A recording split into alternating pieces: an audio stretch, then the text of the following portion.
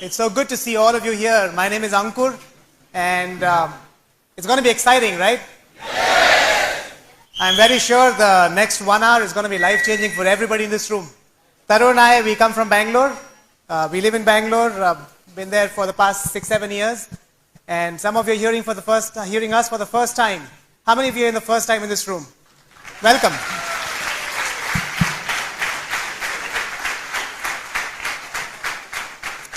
Our goal is to speak for you today evening. Perhaps you might be listening to us sitting in this room, or perhaps you're listening to us on a tape or a CD, sitting in your car or sitting in the comfort of your home. And some of you are trying to perhaps evaluate this business tonight. Anybody here who's trying to evaluate this business? Seeing whether this is for you or not? Good, we would like to speak to you. Because a few years back, we were sitting like this, like you, in one of the seminars. And that's when I made this decision to get into this business, to become a part of this business. And my goal tonight is to be able to help you make a decision.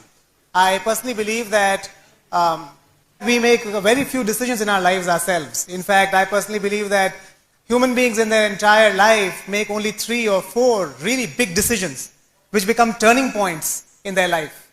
And most of them are not made by you. They're made by somebody else, influenced by a lot of people around you. Your decision to be born and come into this world was not yours, surely. It was a life-changing decision for you and for a lot of people around you. Your decision from then till you grow 15, 16, 17 years old, you hardly make any decisions. And then you make a decision to create a career for yourself, to become a chartered accountant, a lawyer, a doctor, an engineer, whoever, a business person, whoever. And for most of us, we did not make that decision. Somebody made that decision for us. And that was a potentially life-changing decision, isn't it? For a lot of us, how many of you had an arranged marriage? Okay, almost everybody. How many of you had a love marriage? Okay, you see? So 90% of the people didn't even decide whom to marry. Somebody else did. That was a life-changing decision for sure. What I'm trying to tell you is that we make very few decisions ourselves in a lifetime. The decision to build this business or not build this business is perhaps going to be one of the biggest decisions you ever made for yourself in your entire span of your life.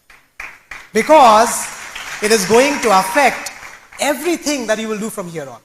See, when I was in school, I didn't have much control over what I was doing. It was, that period lasted 10 years, 12 years. When I was in college, that period lasted 4 years. But after I came out of college and came into a professional life, the next 30, 40, 50 years, the only stated goal that I had, my family had, and the society expected of me was what?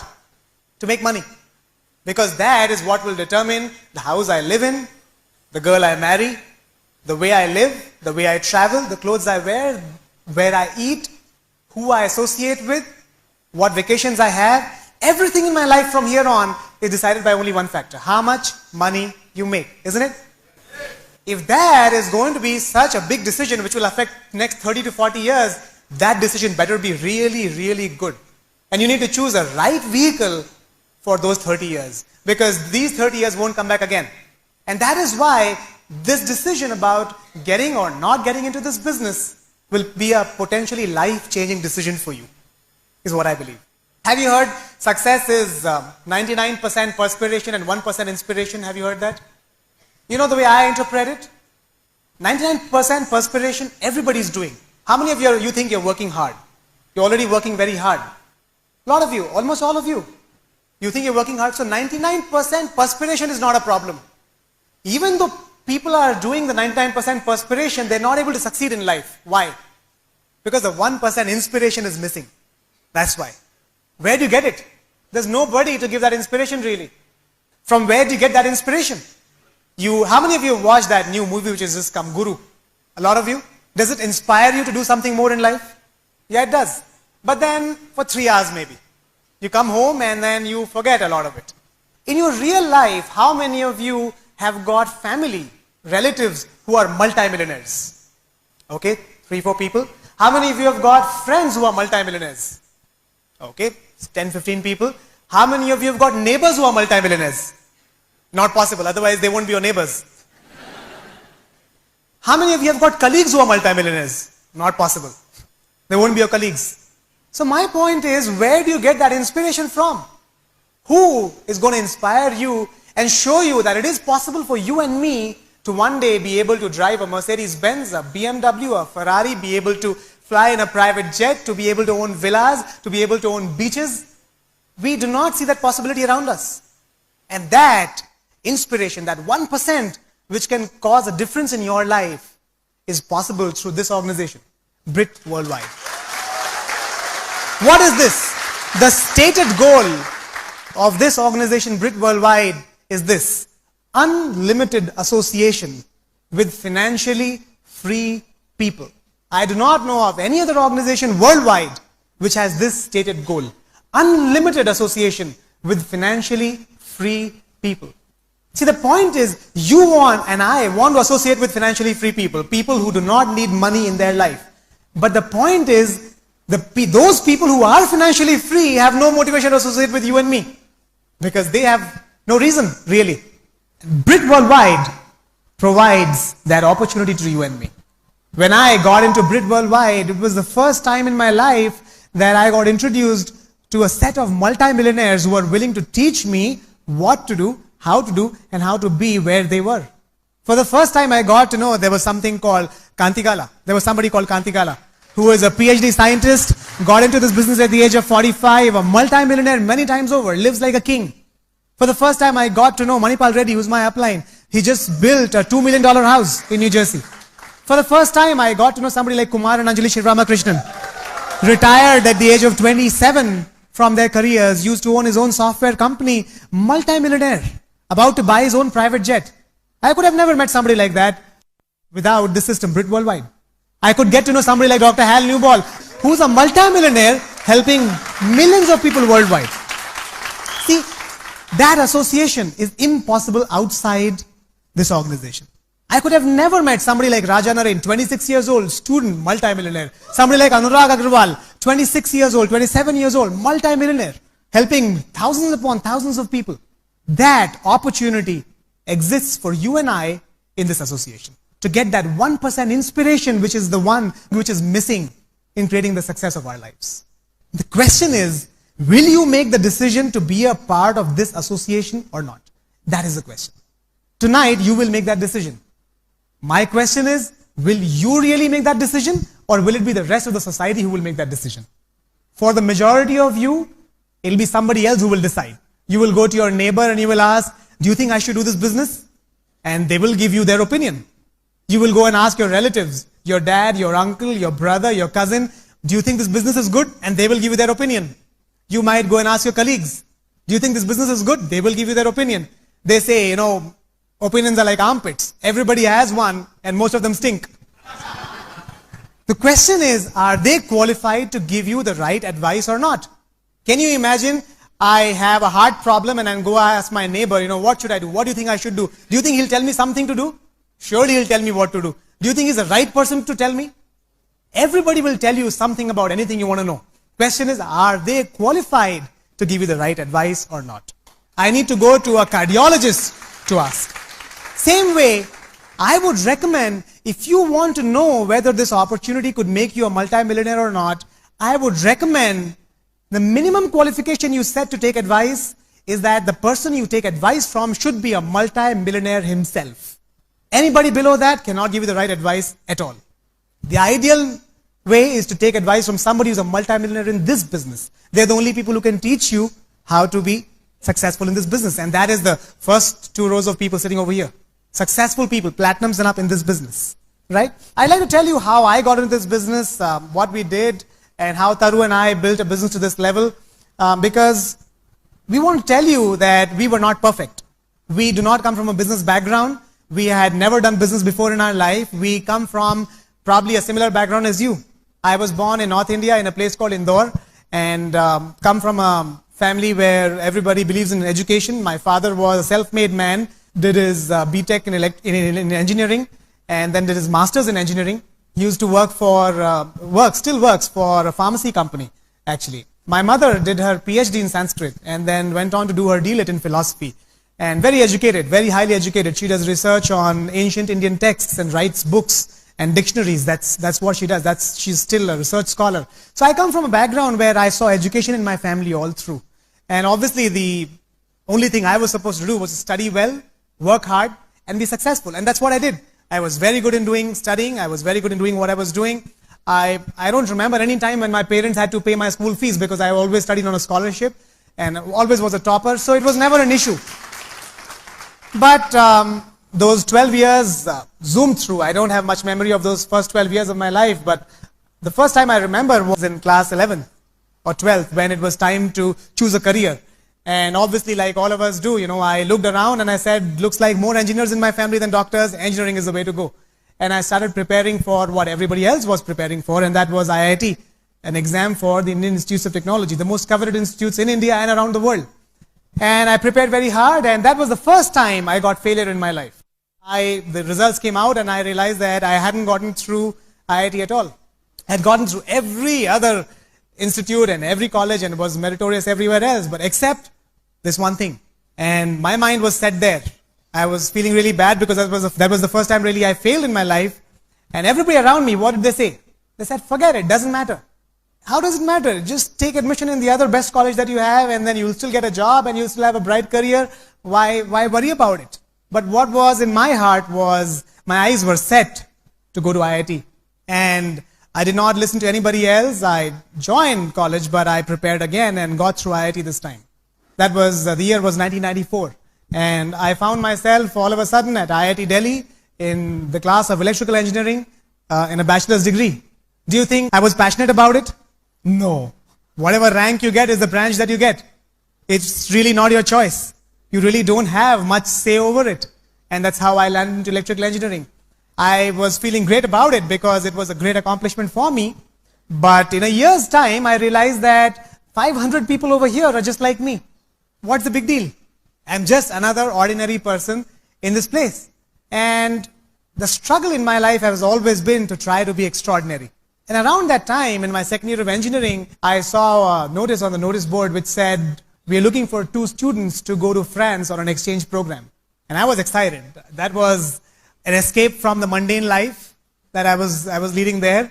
And I said, great, let me try for this. And I myself have no idea how I got through it, but they said, okay, we choose you to go in this exchange program. And I learned French for a couple of months because I had to write my exams in French there. And 6 months later, I find myself with another friend of mine at an institute called INSA in Lyon, France, in southern France. And it was very exciting.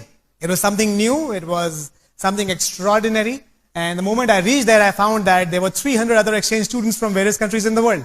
And the first few months were great, but after 6 months, I felt this was very ordinary again. But it was fun. When I was making a decision to go to France, what do? I was used to asking everybody else. So I asked my uncles and I asked the professors and I asked the people who I knew around me. And what did everybody say? They said, forget it. Don't even try to do all this. Why do you want to do stunts over here in your career? Why don't you just stay here and be happy? But my heart was set to going, and so I went against the wishes of everybody else. Once I reached there, a couple of months down, I started missing the excitement. And I saw another notice on the notice board. It said, General Electric is looking for a student for a traineeship in Germany. And I was excited. I applied for it. What do? I asked everybody else. I called up home. I called up my uncles. I talked to the people around. And what did everybody say? Forget it. Again, another mess up in your life. You've already done so many mess ups. Why don't you just stay where you are? And what did I do? Exactly the opposite. I ended up reaching Germany. And I got a traineeship at AEG. It was a part of a company which was bought over by General Electric Power Controls at that time in Hamelin. You know, the city where sometimes in your English literature you have studied the story of a city of the Piper of Hamelin, where there were rats and there's a piper who came and blew the horn and the rats crossed the river Weser and they all died. Right, that city. I thought it was only in storybooks, but it was a real city. And I used to live there as a paying guest with a couple. I used to call them Opa and Oma. Very elderly couple. He was 95 years old and she was 90 years old. And they were not really a couple. They were a boyfriend and a girlfriend, really. And see, when I was in France, I was traveling the entire Europe. I had a lot of time. I used to get a scholarship, but not that much. All my money used to go in traveling.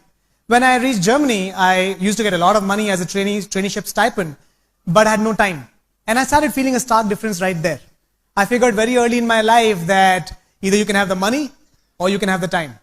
I wanted the money of a traineeship, but the time of a student career. But that was not possible. I had to choose between one of them.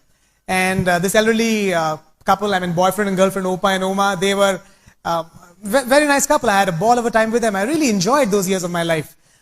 They used to love each other before the Second World War. And she had red hair. So this guy's dad said, no, you can't marry her. She looks Irish, no way. And so he got married somewhere and she got married somewhere. He had children and she had children. Her children got married, his children got married. His wife died and her husband died. And one day they met in the market and they said, what the heck, to forget the rest of the world. We've missed our life. And they started living together again. And they had a ball of a time. And I was a paying guest at their place. Had a really nice time. Those years were the best years of my life as far as I can remember. I came back to India and somehow finished my degree and got a job. And I had 2 job offers in Bangalore at that time. This was 1998. I had a job offer from a very big company, a very big software company, around 1,000 people, 1,000 employees. And I had an offer from a very small company, 50, 60 employees. And how is our genetic makeup? We take advice again. We just don't want to leave it. And I went ahead and asked everybody else, where should I join? What did everybody say? Join the big company. What did I do? Exactly the opposite. Went ahead and joined the smaller company. And that's how I landed in Bangalore in June of 1998. I thought I've arrived. Some of you think like that?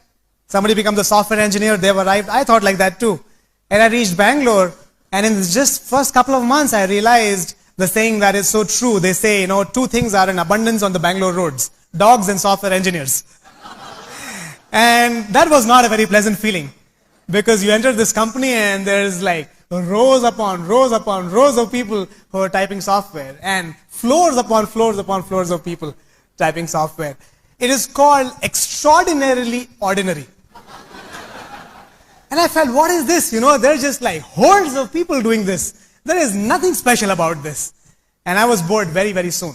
I realized, I'm not sure you realize this, but this is the truth. Some of you think software engineers work very, very hard. They go early in the morning and they come back 1 o'clock at night and 2 o'clock at night. But believe me, very few of them really work very hard. I realized very early that people were staying at work not because they had work. See, you reach office at 9 o'clock, first you read a newspaper. By the time the newspaper reading is over, it's 11 o'clock, so you go for a coffee, and then you check your email, and then you do a little bit of work. By the time it's lunch time, so you go have lunch. After lunch, obviously, you're very sleepy, so you take a small nap, and then you have this coffee machine discussion on politics or on some stocks or some market condition. By the time it's 4 o'clock or 5 o'clock in the evening, and then you realize you'll come here to work. So you start working. By the time you finish your work, it's obviously 10 o'clock at night. And what do you think? Oh shit, you know what? If I stay till 10:30, they'll give me free dinner. So they stay back for free dinner. And if you stay back till 12, most companies have a rule, 11 or 11:30, they will send you by cab. You don't have to really take an auto or something. So you stay back further. And you reach home at 2 in the morning. You think you worked hard. But have you really worked? I don't know. That is the truth of software engineering. I liked it. When I was a new software engineer, initially I thought that this guard sitting outside is also my guard. He's supposed to sit for me. These computers are also mine. The air conditioning is also mine. The carpeting is also mine. But very soon I realized that none of this is mine. I myself am temporary over here. I can be shown the door any day. That's what happened in 2001. When the downturn came in the software industry, a lot of people were caught unawares. They had no idea what was happening to them. One fine day, they were called in the conference room and said, tomorrow the company is closing. Thank you and no thank you. Nice to have you here. And I realized that in the first few months of my career, and me and my roommates, we started thinking, what else can we do? Can we do something more than just a job? Can we utilize our time better? Can we be more efficient in our life? Because if our only goal now is to make money, then why are we not making money? See, we software engineers, I'll tell you some great dilemmas of software engineers. The parents of software engineers tell their neighbors about their son's salary, and those salaries are very nice. But the son really makes half that money. Because when you tell your mom about the salary you make, you tell about the gross salary, and the gross salary is really gross. That's why it's called the gross salary. Net salaries are really very, very low, because you pay 40% tax, and I had no realization that there's 40% tax. And after combining all this, I realized that lifestyle has really gone down. I personally believe that if you would come to see the way we live, most of you will say, why are you guys even living here? I think you guys should just go back to your hometowns. Because the rent that we pay, you could rent a palace over here for that same cost. And the guard would come free actually. So the quality of life really goes down. And that is what I started thinking. Why am I doing what I'm doing? And where am I going? I used to see my team lead. This guy was working for 5 years in the industry, and he used to come in the morning, go late in the night. He used to have a Yamaha. I used to see the manager. This guy used to have an office with a door. That's called status. And this guy used to come even earlier, go even later, take conference calls in the morning and at night. And he had a Maruti 800. I saw the director who was 15 years experience. This guy was traveling 20 days in a month. No time with his wife or kids. I could not put myself in the shoes of any of these people. I couldn't relate to any of them. Looking for something more, a better life. And that is when I went on a project to the US for some time, along with a roommate of mine, Ganesh. He was from Chennai, and we were in Mountain View in California. And somebody called Deepak Chaudhary, who used to work with HP at that time, met Ganesh and showed him the Amway business, the Amway opportunity. And he said, who do you know? Because that's the first thing you do. You make a list of people. And Ganesh put everybody's name on that list except mine. He said, this guy won't do it. This guy is from IIT, he's got too much status, he will never get into this business. He didn't understand that I didn't have a status problem. And for the first week, second week, third week, he didn't show it to me. And third week, he calls me up one fine day in the evening at 5 o'clock. He says, Ankur, there is a meeting happening, a few businessmen are getting together, do you want to come? I said, why are they getting together and what is this meeting all about? He said, no, they're just getting together, if you want, you can come. It sounded to me as if he's saying, try not to come. And that aroused my curiosity, because I was really looking. I was looking to do something in my life, something extra, something different. And that evening I went to an open opportunity meeting where they showed the business plan. And frankly speaking, the business plan didn't make much sense to me. I didn't understand too much of the business plan at all. But what I did understand was that there are very sharp people building this business. I was in the Silicon Valley. Everybody in that room was very highly qualified, had a bachelor's, a master's degree, a PhD. My sponsor, Deepak Chaudhary, he was from Cornell University himself with his bachelor's and master's over there. And I met people who had done their PhD, who were working in high-tech industries, and I was very impressed. I figured if people of that caliber are in this business, they must have thought something about it. That's the first thing I liked. Second thing I liked was that I saw couples building this business there. I saw husbands and wives, which is really unseen anywhere else. How many places do you see husbands and wives together working at something? Very few places. And I liked it. Because my fear was always, when I get married, my wife will have a career, I will have a career, and there won't be much to talk about in common. This was a business where I saw where husbands and wives could work together. That's the second thing I liked. A third thing I liked was there was no hypocrisy. No hypocrisy means I found people who were saying, we want to be multi-millionaires. Everywhere else I was seeing people who were saying, no, we're not running after money. And the whole day they're running after money, really changing a job, trying to see the stock price. I found people who were not hypocrites over here. I like that. If you're really making money or wanting to make money, why not say so? I got into the business. Those days I was staying at my boss' place. My boss had actually gone to Europe for a conference and he had a dog. Somebody had to take care of the dog and here I am, taking care of the dog. Anything for the boss, right? No, that was not the reason. My boss had a home theater and a jacuzzi. I thought, wow, life will be awesome. For 10 days I can stay at his place, and I was staying at his place. I didn't really go through the material that they gave me. The next day they came and they questions. So you have questions when you have understood something. I hadn't understood much. So I said, no, I have no questions. So they said, okay, let's get you started. I thought getting started must be a long drawn process. Maybe in 2 or 3 weeks we can get started. So this guy went to the car, brought a box and a form, and he said, okay, welcome, you're in business. And right there, I was in business. And that's how I found myself in a part of this huge Amway Brit Worldwide opportunity worldwide. I came back to India. Very soon I came back to India. And my roommate went to Chennai, to his hometown, and his mother said, what is this that you're doing? This is ridiculous. I sent you to the US to become a scientist, to become a big man, to become a CEO. And what is this? You're going to sell soap? If you're going to do this business, I'm going to do a suicide. And he was so afraid, he said, no, I'm not going to start this business. And he didn't start, and I directly got connected under his upline, which was Deepak Chaudhary. And I went to the Amway Distribution Center to buy my kit for the first time. And that was the first time I saw products. At that time, there were very few products. The products used to be very costly at that time. I saw dish drops. Dish drops is this dish cleaning liquid, which was 420 rupees. I almost fell down. Because you see, in my house, the total cost of the dishes itself was not 420 rupees.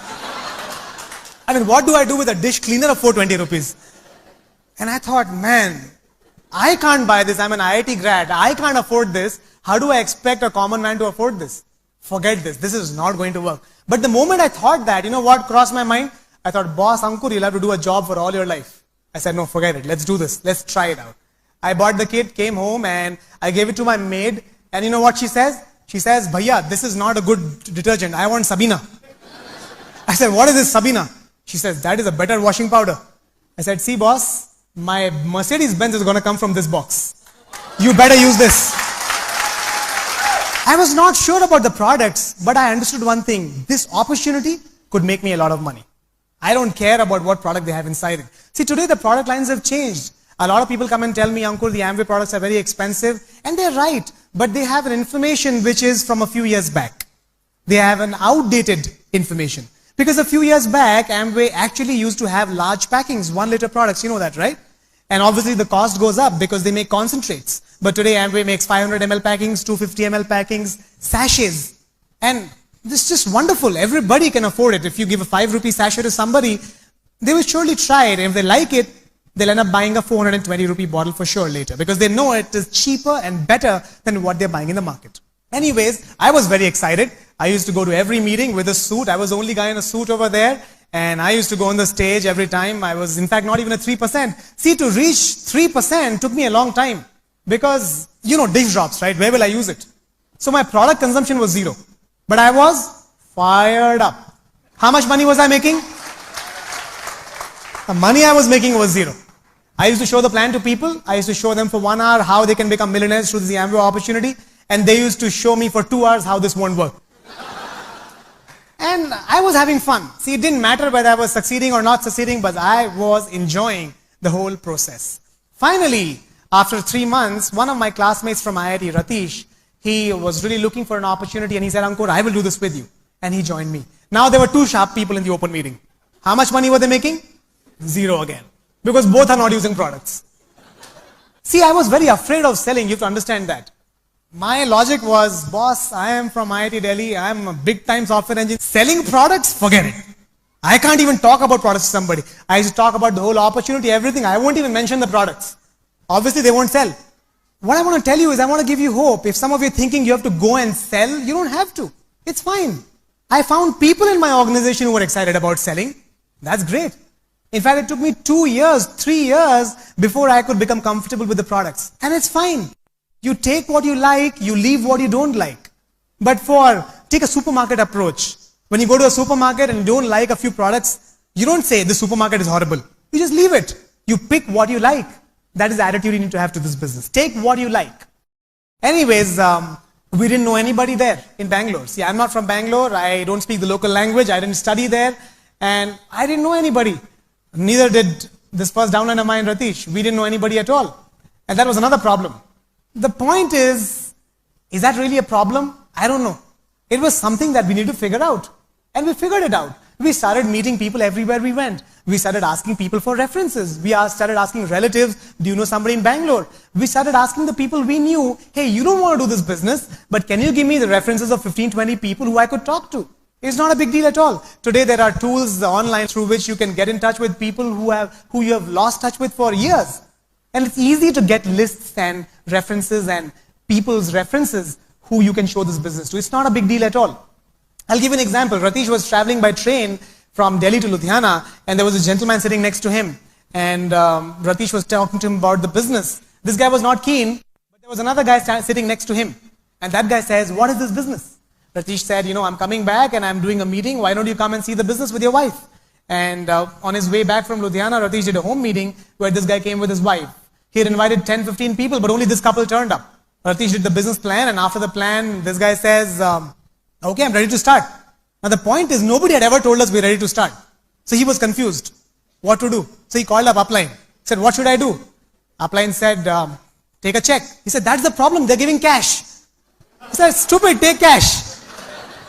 See, that's how naive we were. We had no idea about this business at all. We came back to Bangalore, shipped them a kit. And you won't believe it. 5 months we were at 0%. In 1 month, this couple sponsored every relative in their household. Uncle, aunt, brother, sister, this neighbor, that neighbor, everybody. From 0%, suddenly after 5 months, in 1 month, we became 9%. No, there's nothing to be happy about. We were 9%, but how much money were we making? But we were fired up. You have to understand, being excited has no relation to how successful you are becoming. Because we were not fired up for the money we were making. We were fired up for the money we were going to make in the years to come. You understand? That hope is what gives you the excitement. And I found all my legs like that.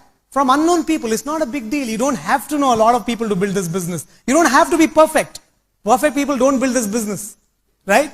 I did a course, a behavioral development course, and there was this guy sitting next to me, and we became friends, and I showed him the business, and he said, sure, I'm looking, I wanted to go for an MS, but then I've dropped that idea, and I'm looking for an opportunity. If you're doing something good, why not? And he joined business with me. He was working as a software engineer for a company called Siemens at that time, and his name was Mohsin Khan, and he became our second platinum. And we've got, founders platinums upon founders platinums upon founders platinums in that organization today. Thousands of people in that leg. He sponsored a girl who sponsored her sister, and Mohsin, Sumaya sponsored Umaya, and Mohsin got married to Umaya. So he found his wife also through the business, really. In fact, Ratish sponsored somebody, who sponsored somebody, who sponsored somebody, and Ratish got married to their daughter. So for single guys, there's a lot of hope, you can, not just the products are good.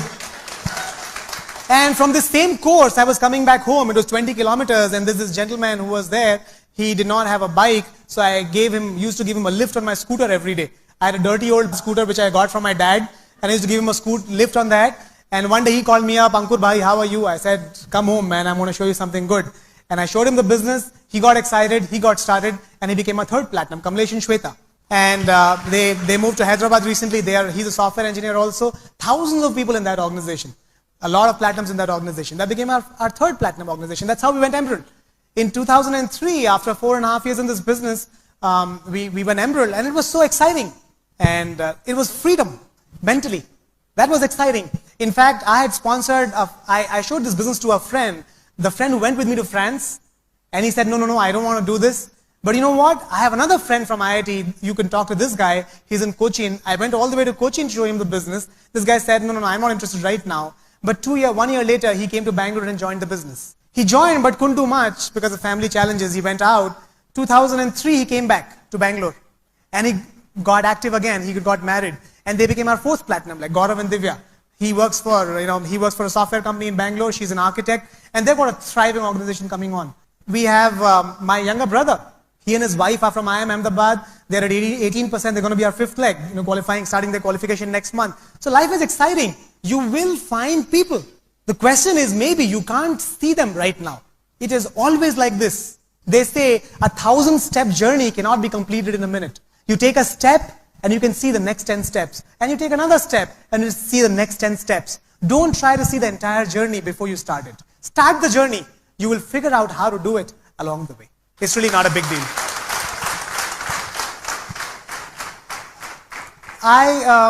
Along the way, I got married. I found Taru. This was right after I went gold.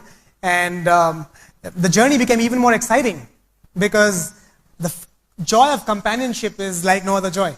And Taru and I are equal partners in our business.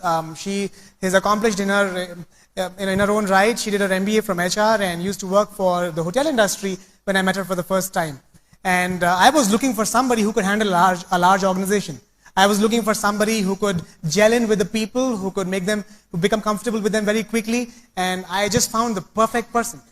Together we are the most powerful team in the world. And we're going diamonds, executive diamonds and camp. And I'd like you to hear from her, and then I'll come back and wrap up. Thank you. Some of you are wondering whether this business is for people who were very accomplished right from the beginning, like Ankur, who had somebody who had a great self-image to start with, who had a great degree behind him, who had the perfect upbringing, who had confidence, who was not shy of public speaking.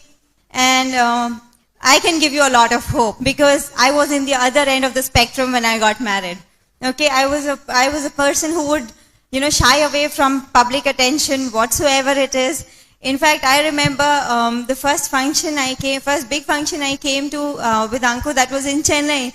And he told me that we have to go up on stage and introduce. You just have to say your name. Believe me, for half an hour, I was dying on my chair that I have to go across the stage and say my name. And in fact, I told him that day, if you would have told me that, I have to come and speak in front of so many people, I would have never married you. Okay? But believe me, I don't regret that. We are absolutely having fun in the business. And to tell you a little bit about my background, I belong to UP. I come from a family of engineers again. My father is in government service. 90% of my relatives or whoever, everybody is in the family, they are highly placed government officers. I have a younger brother, he and his wife, they are both in the hotel industry and they live in UK. And I have an elder sister, she's married to an IITian as well and she's settled in Bombay. And just me and my sister out of our entire family are 2 girls who got married to non-government officers. For me, I'll tell you a reason why. My dad was continuing the family trend and looking for a guy from IIT for me because, none of the daughters went to IIT, so at least the son-in-law, we had a choice in that. See, the reason I did not want to marry a government officer was only the reason because the way I grew up was transfers, postings, changing schools, and I was very career oriented. So I could see for myself that if I have the same lifestyle like before, like while growing up, I could never build a career. So I wanted to settle down in a place like Bangalore or Pune. Those were 2 cities of my choice, and it just happened like that we met through Times of India. Through Times of India matrimonial. It's a completely, perfectly arranged marriage, and I can tell you it works. Okay, and so that's how. See, when I say that I was career oriented, I was career oriented, but I never had big dreams. The only thing I had imagined in life was, a working couple, husband working in a good job, I would also be working. But this plan, I did not see beyond 5 years. Most of us, when we are in that age, we do not think that long term. At least I was like that. I had a very normal upbringing. I was average. I had a good education, decent job and everything. But I did not excel in anything. And accordingly, I did not have a big time plan for my future. My big time plan was only to find a good husband. Okay? And the first time I got to know what is dreaming big was, when I met Ankur. We were engaged for 8 months before our marriage, and that was the first time I heard really that big things are possible in this lifetime. You just don't have to see it on the movies and just, feel happy about it for 3 hours. How many of you remember there used to be a serial called Shanti? It used to come on Doordarshan. I don't know, it was a Hindi channel, and we used to, even as a kid, I have watched that serial, and the only thing I remember about that serial was the beautiful house. And Ankur used to tell me that, one day me and my brother, we want to build a house like Shanti Mansion, a big house with a circular driveway, a 4-car garage and a swimming pool. I was so ignorant. I thought that all this would come from the income he was making in his job. Can you believe it? I thought that, okay, he's from IIT, he has a great degree, and he travels to US, so I'm sure he has a lot of dollars saved in the bank. But little did I realize that with all those dollars, with all those US trips, and with all the expenses in Bangalore, ultimately all you can buy after a lot of savings in dollars also is a good flat with a couple of lakhs of down payment and a 15 or 20 year EMI as a financial liability for the next 20 years.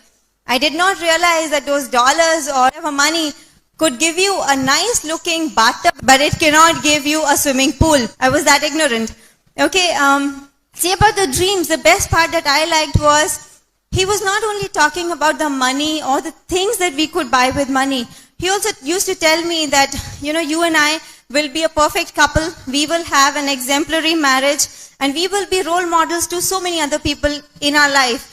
And another thing he used to talk about was having an ideal family, that, I should be united, or we should just be the perfect daughter and son-in-law, or, daughter-in-law and son, perfect brother. We should just be a perfect family for everybody around us, and we should give back to the society. Now see, for me, that was again a big change, because I had never met another 24-year-old who would be thinking on those terms. Ankur and I are the same age. None of my friends used to think like that. I never thought like that. So I was really impressed. And believe me, all this was there because he was in the Brit system already for 1.5 years before we met. And so that's how my dream building started happening. See, I'm telling you this because I want to just share this, that even if you're here today for the first time thinking, do we really need all those big things in life? I just want to tell you this, you cannot be so selfish, thinking so small only for yourself. If you make it big in life, there is so much we can do for everybody else around us. We can give so much back to the society. Unless our own things are full, we cannot even think of giving to others. Is that correct? Honestly, people who give the biggest charities or who can do for the society are the people who are already billionaires. Right? So that's where we wanted to be. See, Ankur used to speak about being young, rich and free. Okay, and I thought that this was possible only if you are born in a wealthy family. That's the only possibility that you can be young, rich and free. But believe me, this business has made it possible for us in just about 3 to 4 years' time. Is that a good deal? Yeah, there are just a couple of things you need to change. Just change a few things that other people are not doing that we are doing. That's it. That's about it. It's very, very simple. Before my marriage, when I was working, I came to Bangalore for 10 days on an official trip. That was the time where I saw what this business could give us. Ankur had his calendar booked as expected.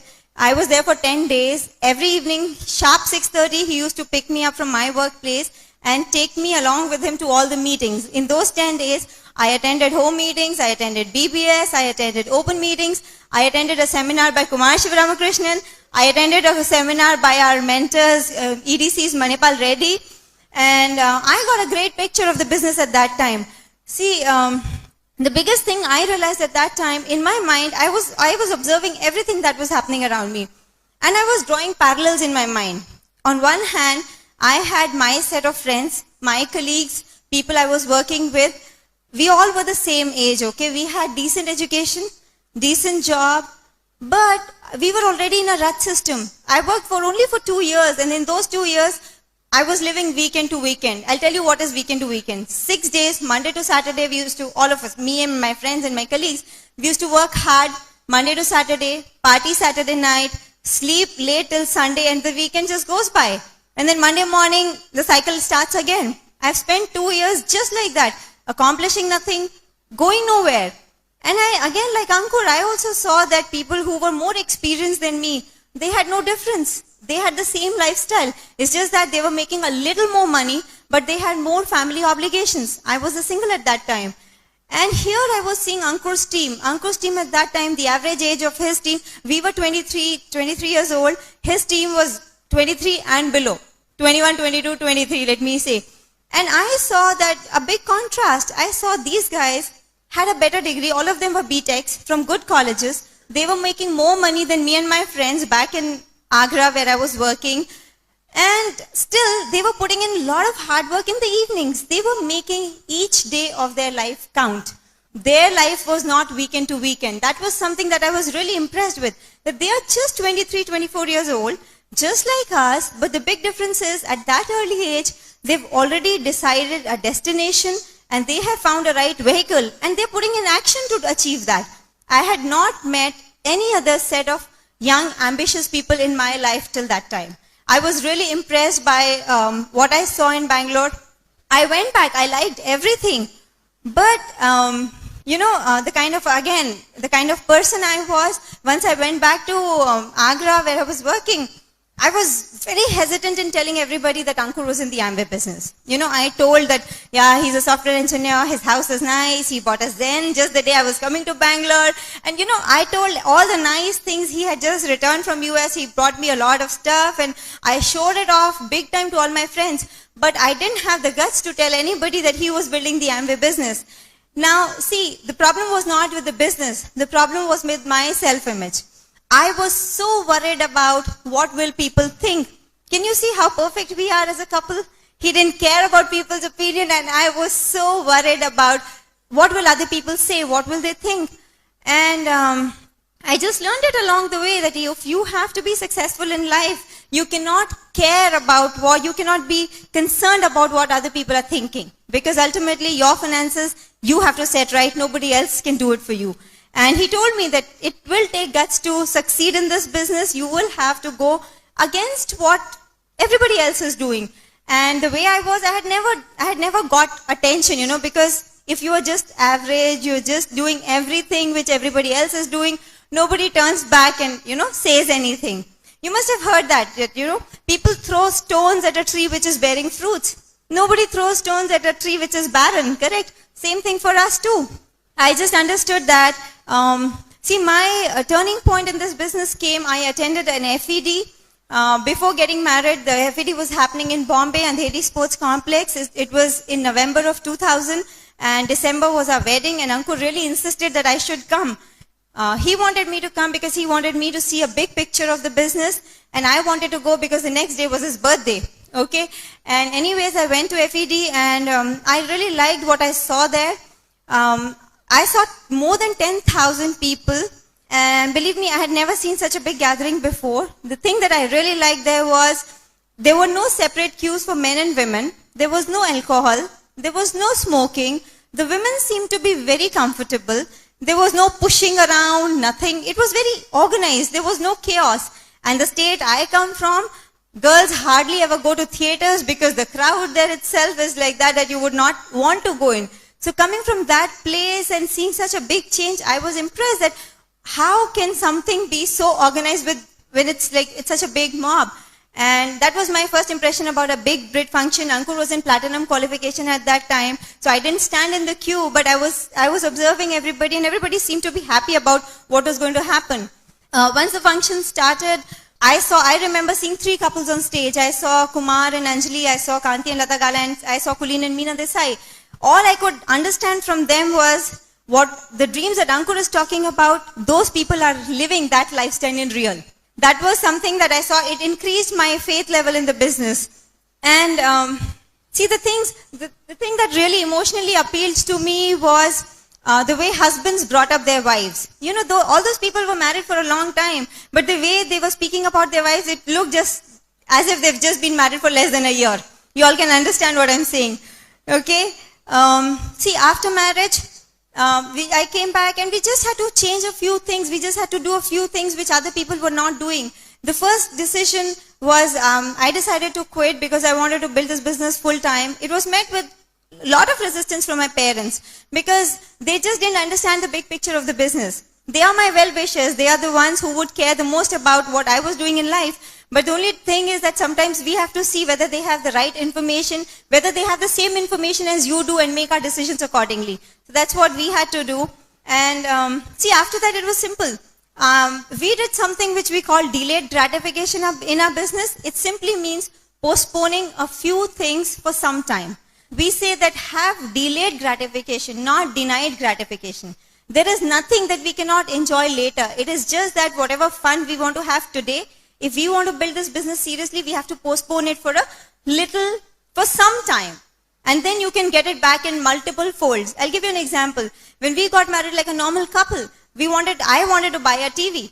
And we just had to postpone that decision. And then after 3 years, we could buy a big home theater system. So what is better? We enjoy watching the movies on our home theater system. Whatever we sacrificed, we got it back in multiple folds. I had never traveled by flight before.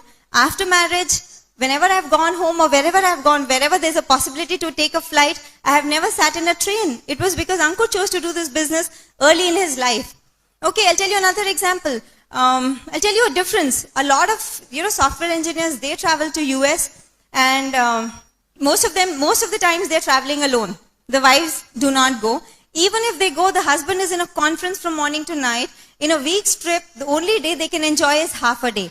Where when we go for a Amway trip, abroad, international, all-paid trip, we don't do currency conversion. We don't try to save money. We travel first class. We stay in the best hotels in that city. I saw a big contrast because on one international travel from his office, I went with him.